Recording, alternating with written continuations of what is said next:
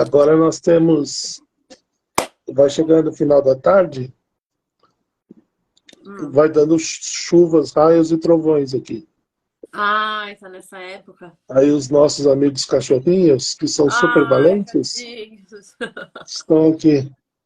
Um embaixo da cama, o outro embaixo da mesa do computador. Vai ficar Se morrendo de medo. protegendo. Se protegendo do monstruoso raios e trovões. Tadinho, vou morrer de medo. Olá, É. Vaninoca. Ah, a Vaninota hoje compareceu ao evento. É, Vanina, eu tô de olho em você, viu? Vamos ver se ela vai nos ajudar hoje a fazer. Não ia Convida vir uma ela. pessoa conversar conosco? Ia vir, mas aí o padre pediu para ele fazer um retiro com os catequistas lá. O padre da paróquia dele. Entendi. Então hoje nós vamos ter que improvisar. Ficou bom agora? Ficou? Ficou bom. Então tá. Então, Como é que você está, Marcelo? estou bem. Ontem dei uma passadinha no hospital, mas hoje estou bem. Tô sabendo. Tô de olho em você, viu? De vez em quando eu tenho que ir para o hospital tomar umas vitaminas lá. É vitamina mesmo. Começa a ficar caído. É sinal que eu tô com pouca vitamina. Eu vou lá, tomo um negócio amarelo lá de vitamina B e volto para casa. Entendi. Então, eu pensei hoje, eu ia falar sobre piedade, mas é sobre piedade, mas não o que eu estava pensando de falar. Aham. Eu estou pensando na gente fazer o seguinte: nós vamos falar sobre piedade, mas eu vou chamar o nosso amigo Papa Francisco, que escreveu uma carta em 2019, lembrando do Natal de 1223. Quem vivia em 1223? Jesus? Jesus. Como é que Jesus vai nascer 1000 anos depois do começo do cristianismo, mulher? É Eu não lógico que sei é quem São vivia nesse período. Francisco de Assis, né, minha flor? Eu sou São burrinha nesse Francisco. aspecto. Você sabia que São Francisco foi o criador do presépio? Não, não sabia. Mas antes de você falar a resposta, eu pensei assim: será que eu pergunto antes ou depois de Cristo? Então, Cristo Que só pode católica, nascer. que católica maravilhosa que eu sou, né? Eu sei muita história. Cristo nasceu 7 anos antes do cristianismo. Enfim, então nesse Natal de 1223, o São Francisco teve uma ideia de fazer uma encenação Tá. para o povo, para contar a história do nascimento de Cristo. Então ele chamou uma figura lá, me chama aqui, olha lá, 15 dias antes do Natal, Francisco chamou João, um homem daquela terra, para lhe pedir que o ajudasse a concretizar um desejo. Quero representar o menino nascido em Belém, para de algum modo ver com os olhos do corpo os incômodos que ele padeceu pela falta das coisas necessárias a um recém-nascido, tendo sido reclinado na palha de uma manjedoura entre o boi e os burros. Mal acabaram de ouvir, o fiel amigo foi preparar, no lugar designado, tudo o que era necessário segundo o desejo do santo. No dia 25 de dezembro chegaram a Drécio muitos frades vindo de vários lados e também homens e mulheres das casas da região, trazendo flores e tochas para iluminar aquela noite santa. Francisco, ao chegar, encontrou a manjedoura com palha, o boi e o burro. À vista da representação do Natal, as pessoas lá reunidas manifestaram uma alegria indescritível, como nunca tinham sentido antes. Depois, o sacerdote celebrou solenemente a Eucaristia sobre a manjedoura, mostrando também desse modo a ligação que existe entre a encarnação do Filho de Deus e a Eucaristia. Então, assim, nasceu a tradição de se fazer o presépio. E interessante porque a gente não tem muita noção do que significa isso nos dias de hoje. Muita gente bagunçou tudo. Inclusive a Mas data de colocação, aquela coisa toda, virou uma... Na minha perspectiva, virou não um feriado, mas um momento onde você configura mais a parte monetária de estar comprando, fazendo e colocando luzes, e comprando árvore, e comprando presente, do que a própria simbologia. mas tem uma coisa que, assim, o simbólico é aquilo que dá a síntese, né? É aquilo que traz, que encaminha a gente para a unidade. E o diabólico é aquilo que encaminha a gente para as contradições, né? Na verdade, esse sinal, né, esse simbólico que é o presépio, ele traz em si essa contradição, né? Essa semana aqui em São Paulo, uma criança pequena de 15 dias, por muito pouco não morreu por conta da mãe que vende água no farol.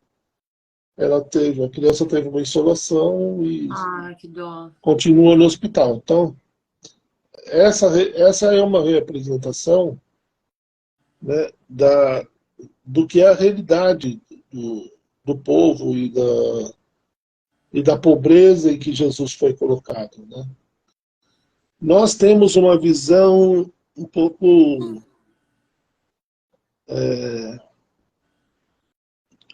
ai, que belezinha, sabe? Assim, uma coisa meio, ai, que belezinha.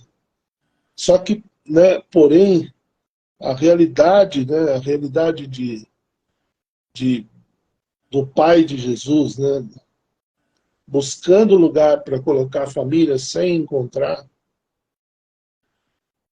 e todas essas formas de exclusão social que acontecia naquele tempo, que acontece agora, né, ela vai sendo transmitida através desse grande mistério que é o presépio, né? Não tem como a gente fugir muito dessa questão financeira, porque afinal de contas a gente gosta de ver as crianças alegres e satisfeitas comemorando o Natal, entendeu? Por outro lado, no local onde tem mais luz e onde está mais iluminado e mais bonito, é um local onde os pobres não vão, onde Jesus não estaria. Sim. E onde ele não esteve para nascer, né? Não sei se você sabe, mas por que os pastores foram os primeiros a ser encontrados? Porque eles faziam parte daquele grupo de pessoas, porque eles não eram bem pastores. Eles eram guardas que tomavam conta das ovelhas dos outros. Então eles juntavam 4, 5 pastores e pagavam os guardas para tomarem conta à noite. Então eles nem mesmo pastores, aqueles pastores eram, né? Então eles eram um grupo de pessoas que não tinham trabalho e tal, e que estavam por ali, né? E é assim que a gente percebe esse nascimento, né, no dia a dia, né? Uma mãe que foi desterrada, né, que teve que sair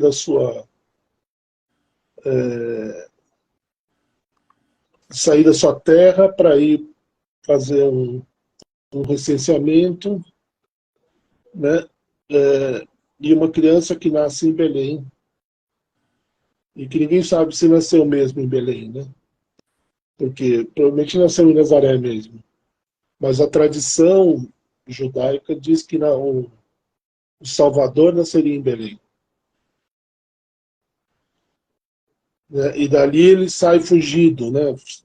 Vai como desterrado, como chama isso? Então, como refugiado para o Egito. Né? Então, essa realidade do pobre, do sofredor, do excluído, né? Isso é uma forma que a liturgia tem de trazer aqueles acontecimentos para o nosso dia a dia.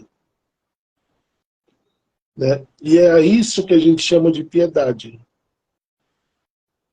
A piedade é uma resposta do homem a uma experiência de fé que a pessoa teve. Então, existem muitas formas da gente ser piedoso. Né? Aí, Dona Beatriz está entrando e tá chegando. Então, ela tem uma forma de viver a piedade, né? Que é a forma da oração de repetição, da oração do terço. Então, isso é uma forma de se manifestar. Há pessoas, por exemplo, que são piedosas e que gostam de passar o Natal, por exemplo, com moradores de rua. Né? Outras pessoas, por exemplo, o Luciano, né, sempre gostou de Natal, de Papai Noel, de enfeitar a casa, de fazer... E era sempre bonito ali, né? Então, e é uma data que fala muito das pessoas. Sim. Né? Olha lá, a tia Lu fez castanha de Natal para uma escola e a entrega falou que foi linda. Mas é Escola de bonito mesmo. comunidade. Sacolas. Sacola? Sacolinha de presente, né? Ah, tá, sim. Eu falei, ué. Aqui em Bragança é muito comum, como a Vanina e a Viviane são professoras, é muito comum que no fim do ano elas façam campanhas assim com as tias, ó, você vai adotar uma criança da minha sala e aí compra presente, às vezes a dona Neide faz roupa, né? Então tem toda uma forma de se celebrar isso, Aqui que é tem. uma... No Brasil também tem, mas aqui é bem famoso, assim, bem grande, por exemplo, nas lojas. Qualquer loja que você for, tipo Walmart, uma loja de roupa, uma. é, sei lá, no mercado, por exemplo, na minha academia, eles montam uma árvore de Natal e algumas instituições colocam presentes para você dar, batizar, tipo aquela batizar uma criança, sabe? Batizar uma família. Então eles fizeram isso no Thanksgiving e fizeram agora no Natal. E provavelmente na Páscoa também tem. E aí você escolhe uma de todas as opções que tem lá. Você pode escolher ser menino, ser menina, ser uma família inteira. E aí embaixo tem não o nome, claro, não tem identificação de ninguém, mas tem o gênero e o que essa criança gostaria de ganhar. E aí, assim, você compra o que tá escrito lá, né? Você se predispôs a... É, isso é muito comum. E muito importante, porque é importante para a criança receber o que ela quer, entendeu? Sim, Tem é uma forma da criança experimentar esse cuidado, porque essa é uma dimensão,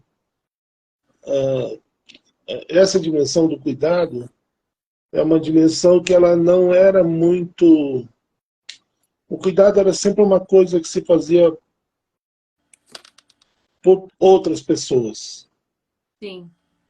E a gente agora está descobrindo que não existe nenhum tipo de vida que não demanda cuidado. inclusive a vida do planeta, Uhum. né? Sim. Começando pela do planeta, eu diria. É que a gente agora está sendo provado nisso, né? A questão do aquecimento global, sobretudo aí nos países do norte, Hum. porque ainda tem um pouco de floresta aqui, né? Não sei se você já fez aquelas viagens de Google. Já fez Quais? viagem de Google? Acho que Que não. você entra no Google e faz um caminho de uma cidade por outra, Não, nunca mudando. fiz isso. Ah, e é muito legal, porque aqui no Brasil é floresta, floresta, floresta, assim, né? A hora que você está voando assim por cima. Sim. E tanto nos Estados Unidos quanto na Europa é tudo plano. É. A menos quando chega assim nessas partes que nem eu moro aqui, que é mais montanhoso, mas geralmente é tudo plano mesmo. Você não tem muita diversificação de rota ali, né? De... É, foi tudo explorado, né? Até porque no meio do continente aí é muito deserto também, né? Tem. Ali quando passa pelo Texas, Nevada. Nevada é um deserto inteiro, que é onde fica Vegas. Você Sim, passa de avião assim, você vê as dunas. dá para ver, não dá? Você já viu no Google essas luzes, quando a Terra vai virando? Não, nunca vi É isso. muito legal, porque vai chegando a noite e aquilo fica uma. É impressionante a luz lá, em Las Vegas. Assim. Ah, também, mas Quantidade de. tanta gente que investiu e construiu imensas coisas até de alto valor em Vegas, né? Tem prédios grandiosos, é luz que não dá mais, assim. Eu não sei qual que foi eu não sei se é uma questão não histórica, mas pelo menos de cultura, assim, de que Vegas é um lugar onde você tem muita curtição. É um lugar onde vai gente rica pra jogar, é onde tem essa parte liberada, assim. Então, eu não sei se é por conta disso que as pessoas Porque. investiram. E ali tem e tem a coisa de ser o deserto mesmo, Aham. né? E de não ter outro, de ser um jeito também de manter as comunidades nativas, que também vivem dessa coisa do jogo, né? É muito comum que as comunidades nativas tenham como fonte de renda, nos Estados Unidos, especificamente, do jogo. E aí tem aquela Hoover Dam também, né? Hoover Dam. A represa de Hoover. Hoover. Eu não sei onde é isso. É aqui? Então, é uma represa de energia hidráulica, né? Uhum. Que foi criada para. Foi criada não, mas forneceu uma luz ali que iluminou aquele lugar. E foi feita e essa cidade, Las Vegas, foi criado um pouco para consumir a luz dessa Hoover, né? Represa de Hoover. Você nunca foi na represa de Hoover? Não. Acho que não. Não me lembro de ter ido em nenhum lugar com esse nome. É, mas ela é famosa. Agora, tem uma tem uma represa. Eu acho que é represa, não sei. É um lago também. Mas não sei se ele funciona como uma represa, que é ali no Arizona, perto até de Vegas. É, Chama Lake Powell. Esse lake, eu fui agora em julho, que eu tava de férias, é a coisa mais linda do universo. Agora, eu não sei se ali é a represa, entendeu? Porque eu não vi nada relacionado a. Não tinha naqueles equipamentos grandes que as represas têm, sabe? Mas é um lago no meio que entra por bem das rochas e termina num lugar maravilhoso. A água é azul da cor do meu olho.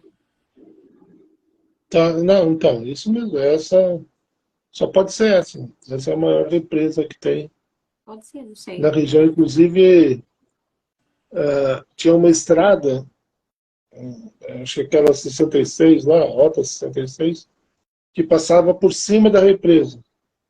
Ai, que E que legal. agora construíram um viaduto porque ficaram com medo de terrorismo. Você põe um caminhão de dinamite, aquela droga toda cai. Minha Nossa Senhora, que horror. Né? Então agora não se passa mais por cima da Hoover Dam, se passa por fora. Entendi. Então, na verdade, então a piedade tem essa função de trazer para a vida do cotidiano aquilo que é uma representação do passado. E a gente não tem noção disso, porque o nosso tempo é um tempo de muita imagem, muita Tela. produção de conteúdo, tela e tal, né? Eu estava assistindo agora, tem um programa do Karnal, que é um historiador aqui do Brasil. Lembra da minha amiga Thaís? O marido dela está trabalhando na CNN. É E ele mesmo? está fazendo um programa chamado Universo Karnal. E nesse Universo Karnal, ele estava mostrando uma cidade lá em Minas Gerais. E cada que tem uma via crucis, né? Como chama isso que se faz? Você faz aqueles 14 pontos lá da subida do Jesus subindo o morro para morrer. Via Sacra. Via Sacra, isso. Alguma coisa eu E, quero saber, gente. Não é possível. então, e você vai andando e aí tem umas casinhas, umas mini casas, assim. Não mora ninguém, mas tem um teto, tem uma família que fica responsável pela manutenção e tem uma obra do Aleijadinho dentro. Ai, que legal. Então, quando chega a época da Semana Santa, é função dessas famílias manter aberto e funcionando aquela capela, É que é uma tombada? mini capela. Hã? É tombada? É. E aí, então, a família tal cuida, né? E aí você tem, por exemplo, o Jesus do tronco. Então, Jesus amarrado no tronco. Depois tem Jesus sendo crucificado. Então, são várias imagens que estão espalhadas pela cidade. E na Semana Santa se faz essa caminhada, parando nos pontos que são os pontos Da Via Sacra. da Via Sacra. Então, e Sabe aí que eu vai não gosto? ah, Não gosto de fazer essa parte da liturgia no tempo da Eucaristia, da época da Páscoa, da Semana liturgia. Santa. Você não gosta da Semana Santa? Eu não gosto, eu acho muito triste. Tá. Me dói muito, sabe? É, é porque, na verdade, o projeto mesmo é um projeto que está fadado ao fracasso, né? O projeto de Cristo é um projeto fracassado, do ponto de vista humano, né? É, então, e a gente tem que aprender. E é bom que a gente aprenda a lidar com isso, Sim. né? A lidar com a falência da nossa própria existência. A Ana Beatriz sempre quer conversar com a gente. Ela chegou. É, Tia Lu também que eu acho que é triste e dolorosa. mas a ideia é essa. A ideia é a gente entender de uma vez por todas que a vitória humana não é a vitória definitiva. E isso parece, às vezes, para algumas pessoas, um pouco um discurso de gente fracassada, né? Porém, é necessário que a gente olhe para essa humanidade, porque essa humanidade também se manifesta na nossa frente. Enquanto a gente sobe os vidros do carro, porque não quer ver o pobre, que você tem medo que ele te roube, ele também, entendeu? Ele está ali desguarnecido, né? Ali tem uma mãe que está perdendo a criança, desidratada por ter passado o dia no sol, Trabalhando, com tentando. 15, com 15 dias, entendeu? Isso é uma forma do total processo de descaso com porque houve um tempo em que os pobres serviam para a guerra, como bucha de canhão, ou para ser explorado, por exemplo, como foi com os negros no Brasil, um exemplo maravilhoso disso. O Brasil explorou os negros, né? E quando o negro comprava a sua liberdade, ele era expulso do país. Tipo assim. Era expulso, era mandado para a África. Era sequestrado de volta, depois de ter a Completamente vida contraditório. completamente. Né? E agora a gente tem uma pobreza que não é só descartável como era antes. A pobreza agora é indesejável. Os pobres têm que ser excluídos. Porque são pobres. Né? E eu não estou falando de uma grande pobreza, não. Estou falando de... Ter um pouco menos de dinheiro que o aceitável. Não. Por exemplo, essa mãe, entendeu? Por que essa criança pode morrer no sol? Entendeu? O que a nossa sociedade está contando? Né? Eu gosto muito de uma coisa que o Bodhisattva lá, o Buda, falava, que é muito importante que a gente tome consciência do rastro que a gente deixa depois da gente. Né? O que essa nossa sociedade está deixando atrás de si? Né? É claro que existem pessoas que são, assim, fontes de luz e de coisas boas. Mas você vê uma sociedade que produz lixo. Né? Tem uma moça que uma vez fez um curso, a Vanina fez um curso com ela, e ela foi trabalhar com um grupo de indígenas, fazendo brinquedo. E aí ela foi conversar com uma moça, com uma indígena, e falou assim, mas eu não entendo muito o que vocês fazem com o lixo, porque eu não vejo lixo. E aí a indígena falou, mas o que é lixo? Entendeu? A nossa sociedade é uma sociedade que produz o excedente e aquilo que excede para nós É lixo.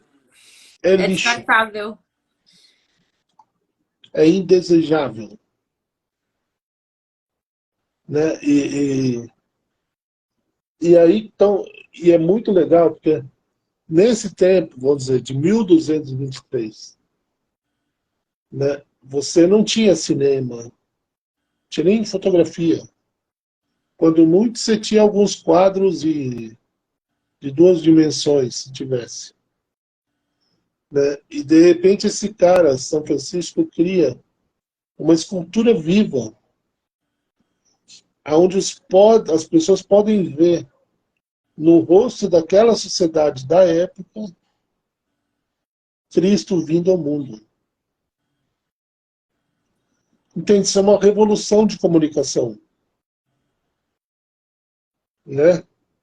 Porque não tem como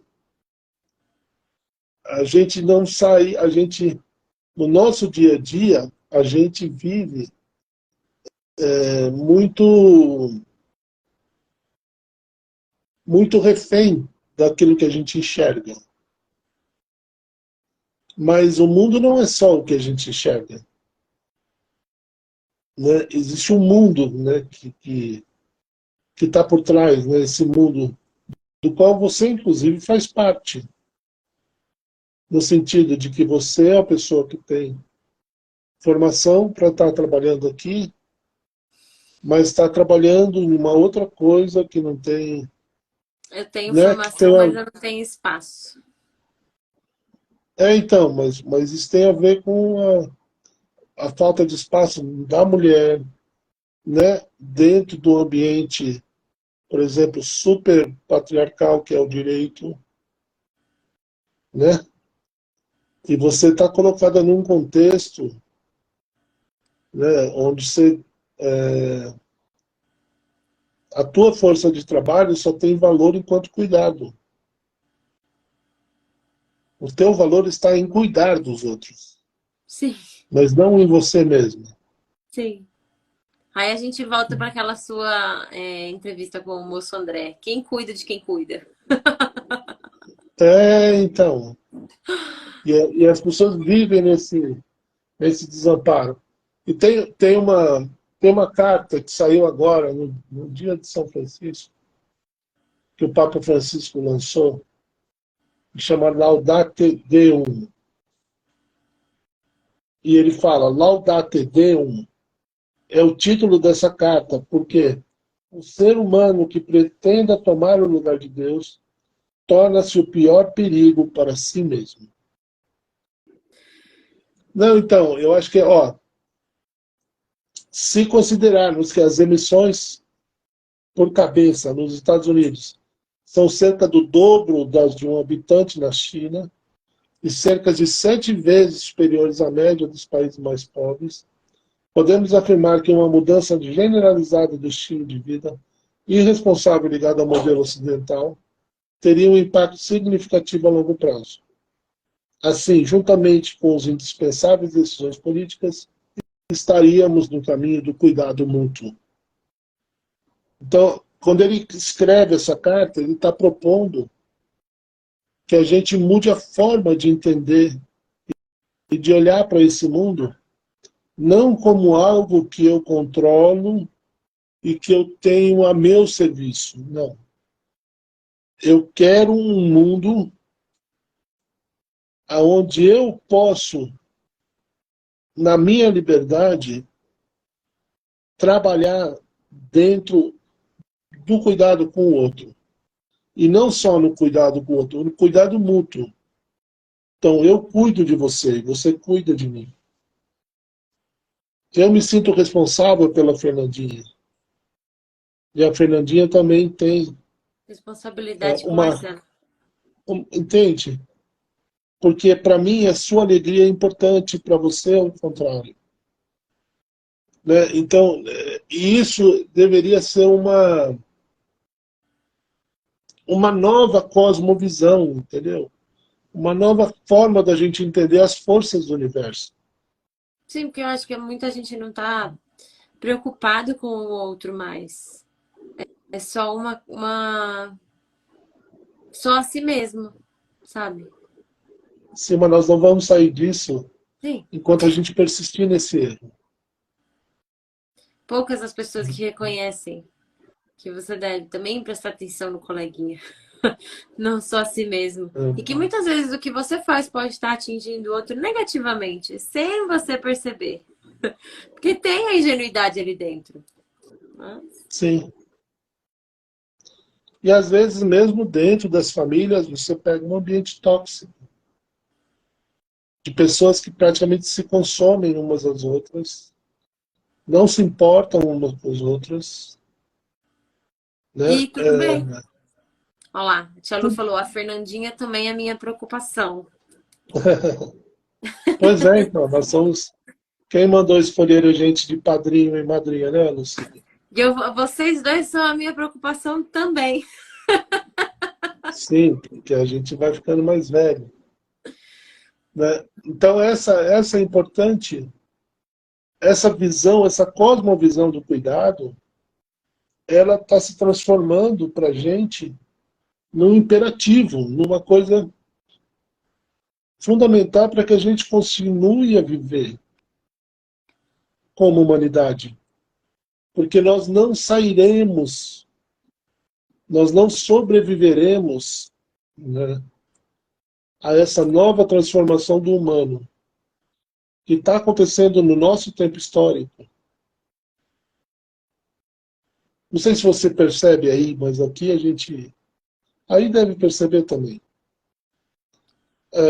O quanto não faz sentido, por exemplo, todas essas vaidades da turma da academia. Vários. Entendeu? E às vezes eu me pego com essas vaidades e eu falo, não, Fernanda, volta, aqui não dá para ter, não dá para ser isso.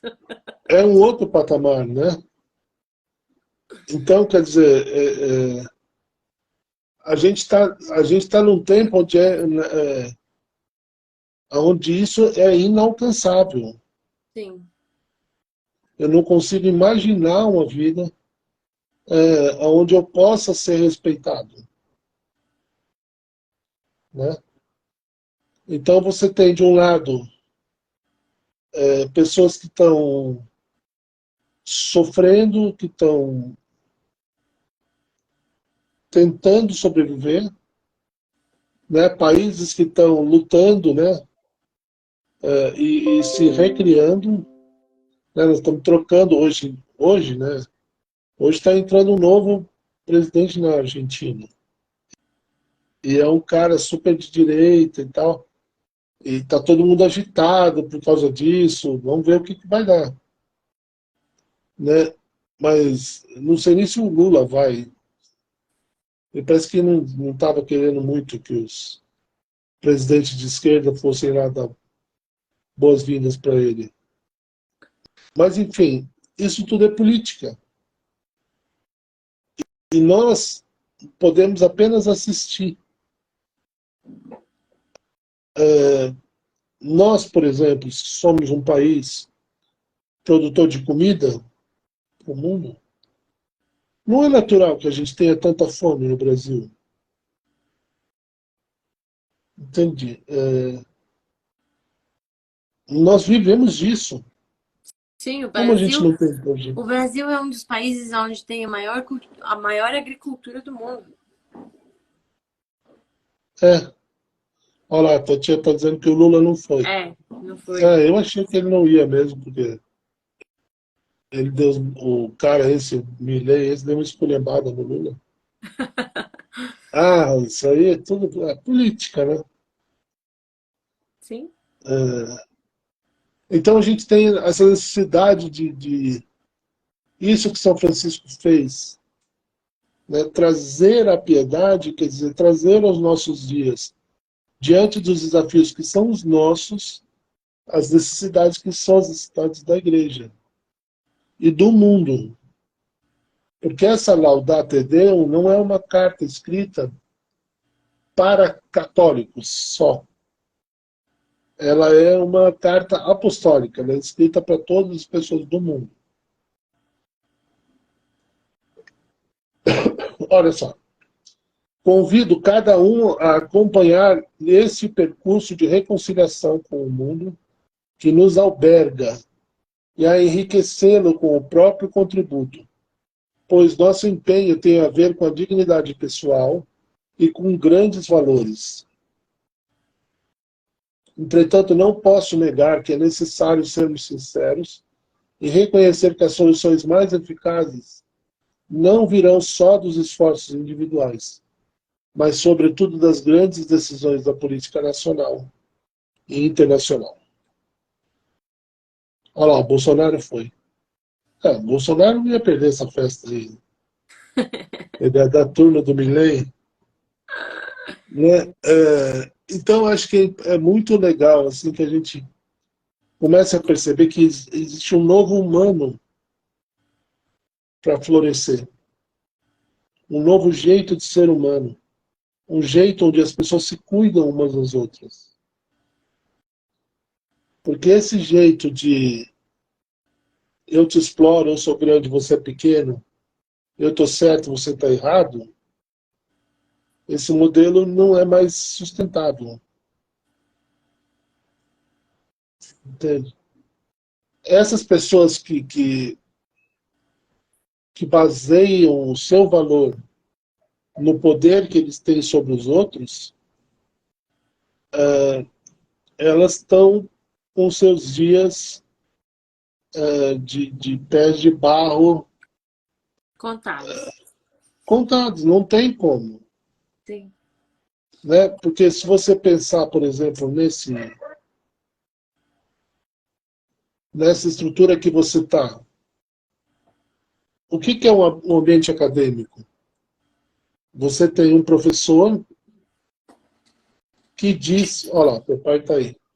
Vou mandar uma lá Você escrita. tem um professor que diz o que você precisa Fazer. estudar. Uhum. Então,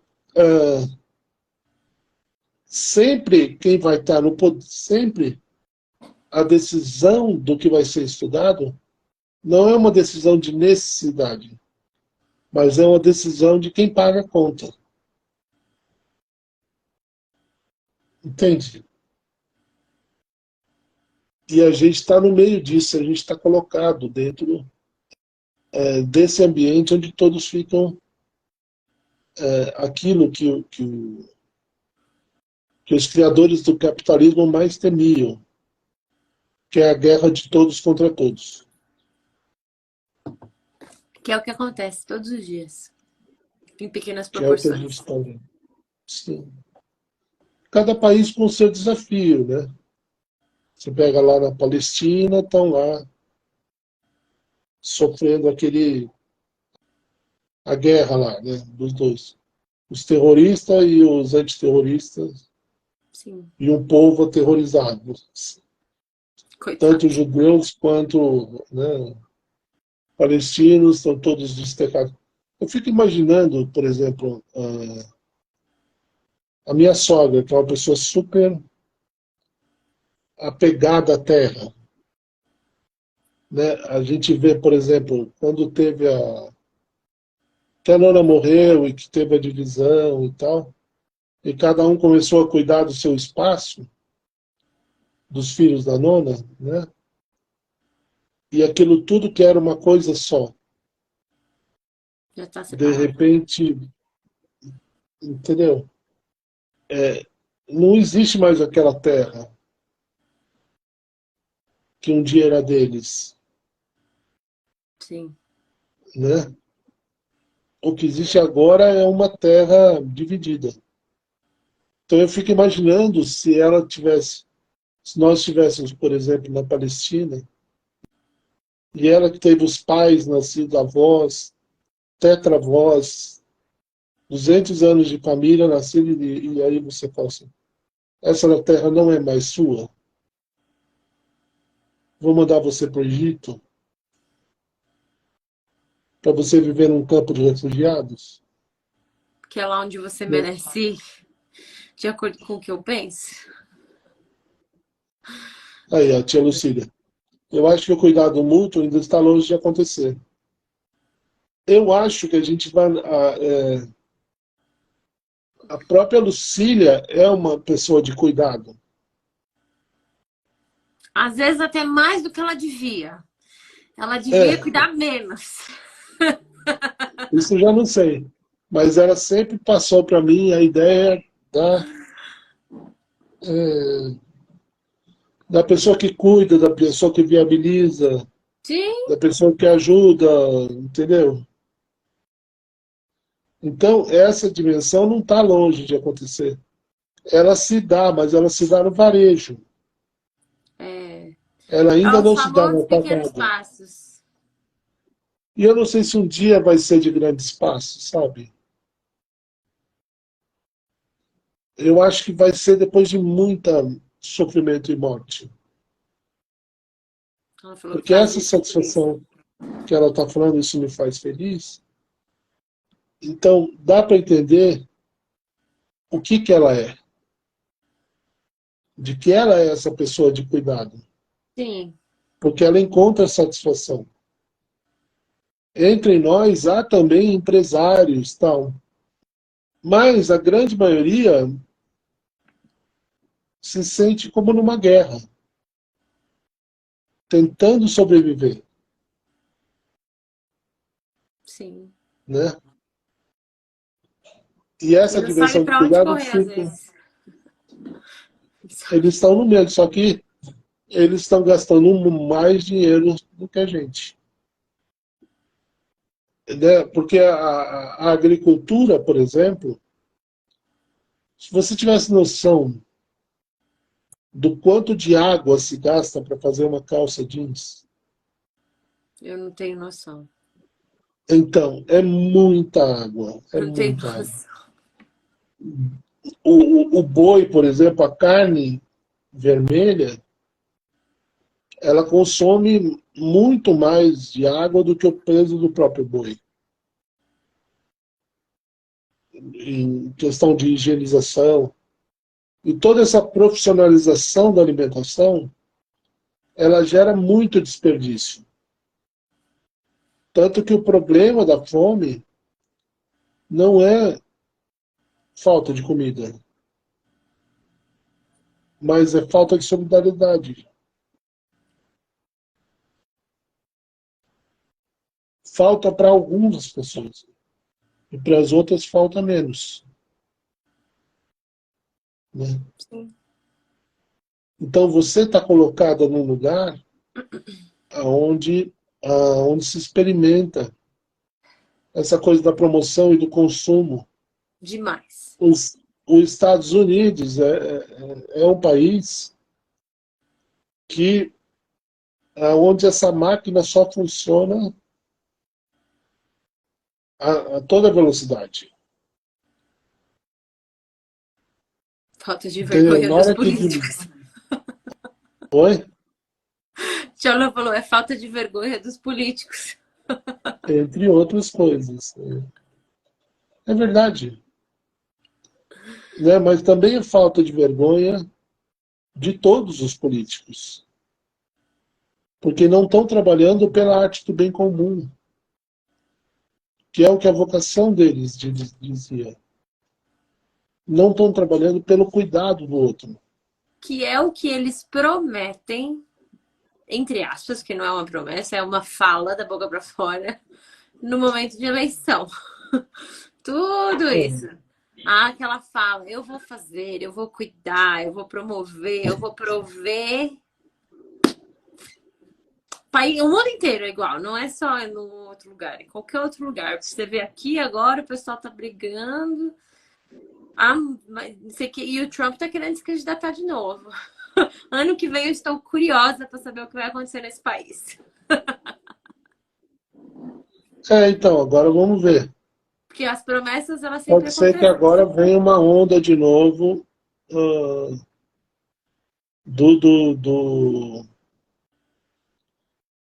do trumpismo, né? Vai vir, já já começa. Mas a gente não sabe o que significa isso. Porque no meio disso é o país, é o planeta que se degrada, as florestas.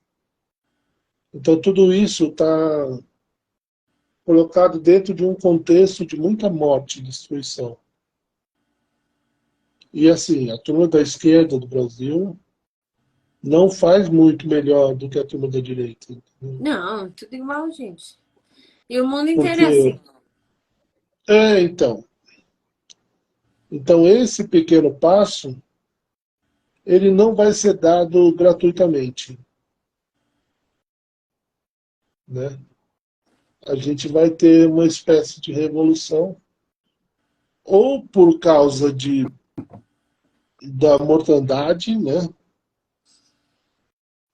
que há de virar da degradação do meio ambiente,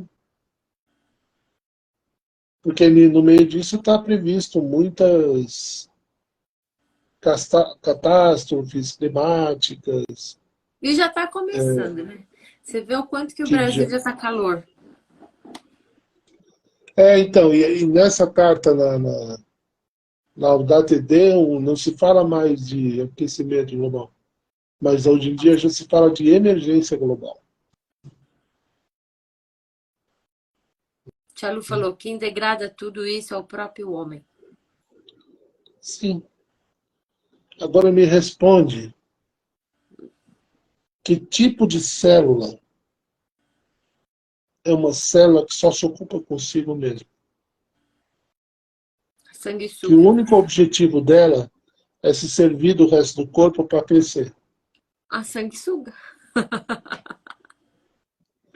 Câncer. O câncer é uma, é uma vida sem propósito. É uma célula que se multiplica para nada, para alimentar a si mesma. Então ela destrói um corpo, que é o que nós estamos fazendo. Nós todos ocupados conosco mesmo, e a gente não consegue olhar para a realidade nossa e ver que somos nós que estamos degradando. Né? No meu desejo de consumo, na minha forma de consumir, na minha forma de olhar para os outros, né?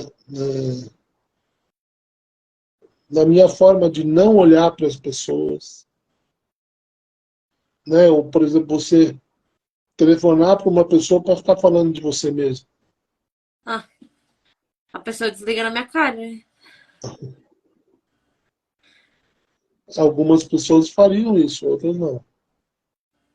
Né? Então, porque existem pessoas que não se importam com as outras. E essa palavra importam, ela tem a ver com aquilo que você traz para dentro de si. Aquilo que é importante para você. Então, e a piedade é isso. É você aprender a trazer o divino para dentro do teu cotidiano. E Santo Inácio dizia que a piedade é sempre o suficiente para a salvação. Que uma pessoa piedosa sempre será salva. Porque dificilmente ela vai seguir os passos, ela vai rezar um terço, falando dos mistérios de Cristo, todo dia, e não vai se envolver com esse Cristo. Vai, vai idealizar um Cristo que nunca existiu. E que para muitas pessoas é um símbolo de morte. Sim. Que é Entendeu? Porque ele não o tem... que é o que eu comentei sobre o período pascal ali, a Eucaristia da Páscoa, né? A Via Sacra. Mas a liturgia, ela está ali para nos dizer qual foi a realidade de Cristo. A realidade de Cristo é que ele nasceu numa manjedoura e morreu numa cruz. Nasceu num espaço de excluídos e vai morrer fora da cidade. Entende? Porque é uma lógica de destruição generalizada. Estou triste isso. Não, reflexivo. Feliz Natal para você, ho, ho, ho, agora. Papai Noel está chegando. Ai, ai. Vamos celebrar o amor que está para renascer nos nossos corações aqui em 2 semanas. Então. Mas é necessário que a gente olhe para as crianças e veja no encantamento delas a beleza do Natal. Nós não nos encantamos mais assim com o mundo. Não. Ontem a gente foi tomar café com o Papai Noel. E as crianças estavam numa energia para ver Papai Noel, porque queria falar com o Papai Noel. E aí sentaram no colo do Papai Noel, conversaram, uma conversa de adulto, assim, né? E falava, e eu olhava aquela cena, eu lembrava de mim quando eu acreditava que aquele ser humano ali era o Papai Noel, entendeu? Não era alguém que se vestia. E, enfim, acreditava no Papai Noel. Aí eu falei, gente, é bonito, né? É bonito ver como que a criança se perdura. O instinto de acreditar nessa magia, vamos dizer assim, nessa história, nessa fábula, não sei, de Papai Noel, Coelhinho da Páscoa, essas coisas. Como isso se perdura. Ainda que pese que tenha toda essa parte ruim, não do Papai Noel, mas da história mesmo do ser humano, de ser egoísta, de não praticar a piedade, vamos dizer assim. E aí vem o Papai Noel e eles ali conversando com ele, pedindo os negócios, tudo que ele queria. Aí agora que tem Então, também o elfo. O elfo que trabalha no Papai Noel, ah, ele todo dia, ele mora aqui por um mês. Aí ele vai mudando de lugar dentro da casa para observar as crianças, para ver se as crianças estão se comportando, estão fazendo tudo direitinho, senão o Papai Noel não traz presente. O elfo conta tudo. então, eu lembro que na Tia Beth tinha um Papai Noel muito bem informado. Quando eu era novinho, era impressionante como é que aquele Papai Noel sabia tudo o que acontecia. E a gente estava no Rio de Janeiro e o danado lá sabia das coisas que acontecia em Goiânia, aquele danado daquele Papai Noel. É o elfo. Esse espião, elfo espião danado. Então Agora eu fico é muito... pensando, eu precisava de um elfo o resto do ano, gente, porque um mês é pouco. Ninguém suportaria. Ninguém suportaria, ainda mais numa sociedade louca por controle como a nossa, né? Então é isso. Tem uma coisa muito legal que eu queria falar Fale. no final, no finalzinho. Peraí. Tô operando. Olha, achei muito bom. Eu sei que esse negócio do elfo aí, eu dou risada com essas crianças que acreditam no elfo. Eu acredito no elfo doméstico do Harry Potter.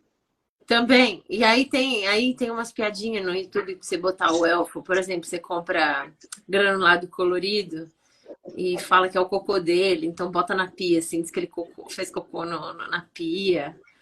É. Aí tem um que você bota ele dentro de um pote com a tampa fechada e o recadinho escrito assim: gente, me tira daqui, eu soltei um pum, tá muito fedido.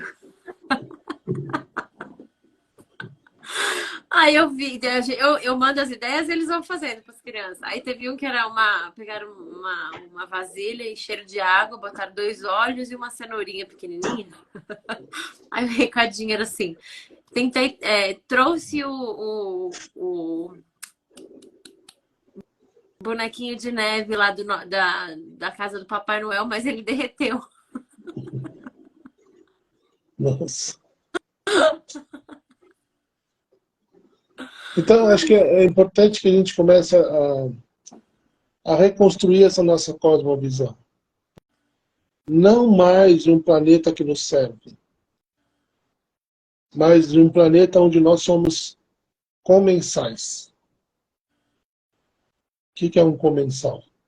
Eu não faço ideia. Deve ser algo para ser melhor. Não, quer dizer que a gente come na mesma mesa. Ah, tá bom. Mais simples ainda. É quase que literal. É a nossa mesa comum. É importante que a gente comece a ver que não faz sentido a nossa vida se formos só células cancerígenas do planeta. Sim. É um desafio. Sim. O desafio primeiro é reconhecer aonde que você está sendo a célula cancerígena. Sim. E depois o segundo desafio é não ser mais essa célula, transformar apenas num E nódulo. aí eu sempre me lembro, não sei se você conhece um trecho do Evangelho que fala de Marta e Maria. Marta é uma que trabalha muito e Maria é uma que segue a Jesus muito. E Maria é dado como um exemplo, que não é a Maria mãe de Jesus, é uma outra Maria.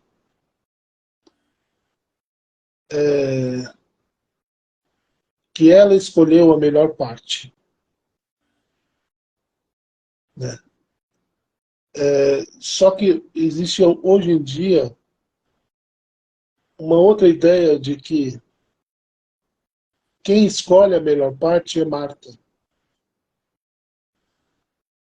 Porque nós estamos começando a descobrir que o serviço aos mais pobres, que a dedicação ao outro, ela traz uma satisfação, são as irmãs de Lázaro. Ela traz uma satisfação pessoal.